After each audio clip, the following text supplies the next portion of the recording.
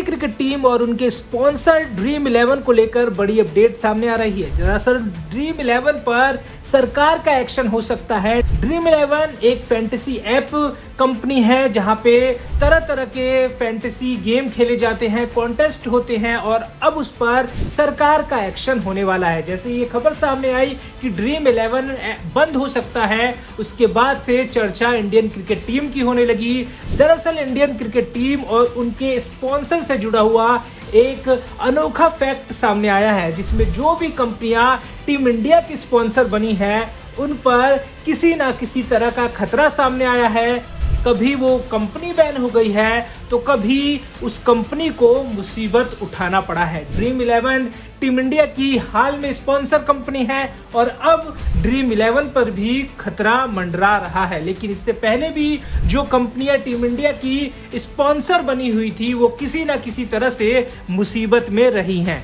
तो चलिए आपको एक एक करके उन सभी स्पॉन्सर्स कंपनियों के बारे में बताते हैं जो टीम इंडिया से जुड़ी हुई थी और किसी ना किसी तरह से मुसीबत में थी। सबसे पहला नाम आता है सहारा इंडिया का। जी हाँ, सहारा इंडिया लंबे समय तक टीम इंडिया की स्पॉन्सर बनी रही थी। वो टीम इंडिया को लंबे समय तक स्पॉन्सरशिप दे रही थी।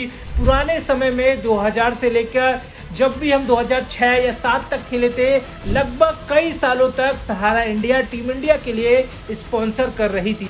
लेकिन एक दौर आता है 2011 का जहां इस कंपनी को बहुत नुकसान उठाना पड़ता है। इस कंपनी के बुरे दौर शुरू हो जाते हैं। सेबी का इस कंपनी पर एक्शन होता है। सहारा इंडिया के जो मालिक थे सुब्रत रॉय, उनको जेल जाना पड़ता है। उनका बीसीसीआई के साथ झगड़ा भी होता है और इसका रिजल्ट होता है कि कुछ समय बाद भारतीय क्रिकेट और सहारा अलग हो जाती हैं। 2014 आते आते ये कंपनी पूरी तरीके से डूब जाती है। ऐसे में कुछ दिनों बाद दूसरी स्पॉन्सर कंपनी टीम इंडिया से जुड़ती है और ये स्पॉन्सर कंपनी है स्टार इंडिया। जी हाँ, स्टार इंडिया 2014 में भारतीय टीम की स्पॉन्सर बनती है और इसका साथ 2017 तक चलता है। जब तक ये कंपनी टीम इंडिया की स्पॉन्सर थी उसको किसी भी तरह का मुसीबत का सामना नहीं करना पड़ता था और ये भारतीय क्रिकेट के ब्रॉडकास्टिंग राइट्स भी संभाल रही थी। लेकिन कुछ समय बाद इस कंपनी को भी नुकसान उठाना पड़ता है। 2 साल बाद यानी 2019 में स्टार इंडिया की parent company 21st century Fox बिक जाती है। साथ ही साथ भारतीय क्रिकेट के ब्रॉडकास्टिंग में भी इसका दबदबा घट जाता है। ऐसे में स्टार इंडिया कंपनी को भी नुकसान उठाना पड़ता है और टीम इंडिया की स्पॉन्सरशिप भी कुछ दिनों बाद चली ही जाती है। स्टार इंडिया के बाद नंबर आता है ओप्पो का। जी हाँ, ओप्पो भी टीम इंडिया की स्पॉन्सर रही थी और टीम इंडिया की स्पॉन्सरशिप काफ़ी लंबे समय तक थी। विराट कोहली की कप्तानी में हम जब खेलते थे तब ओप्पो की कंपनी टीम इंडिया की स्पॉन्सर कर रही थी। 2017 में भारतीय टीम से ओप्पो जुड़ी थी।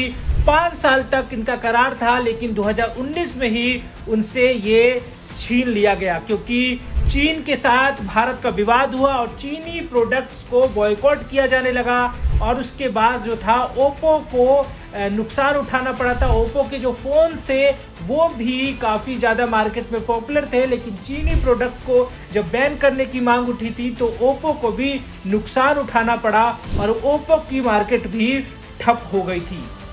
ओप्पो के जाने के बाद नंबर आता है बायजूस का। जी हाँ, बायजूस टीम इंडिया के लिए स्पॉन्सरशिप कर रही थी। 2022 में भी उसे भी जाना पड़ा। ये कंपनी कई विवादों में फंस गई। कंपनी पर काफ़ी ज़्यादा उधार हो गया और उसे चुकाने में ये कंपनी नाकाम रही। यहाँ तक कि बीसीसीआई को भी कॉन्ट्रैक्ट के तहत पैसों का भुगतान नहीं हो पाया और बायजूस को भी टीम इंडिया के स्पॉन्सरशिप से हाथ धोना पड़ा और ये कंपनी भी काफ़ी ज़्यादा मुसीबतों में रही। बायजूस के बाद नंबर आता है ड्रीम 11 का। जी हाँ, अब ड्रीम 11 टीम इंडिया से जुड़ी थी। ड्रीम 11 टीम इंडिया की स्पॉन्सर है, लेकिन अब ड्रीम 11 पर भी बड़ा खतरा मंडरा रहा है। कहा जा रहा है कि जल्द ही ड्रीम 11 की भी स्पॉन्सरशिप चली जाएगी।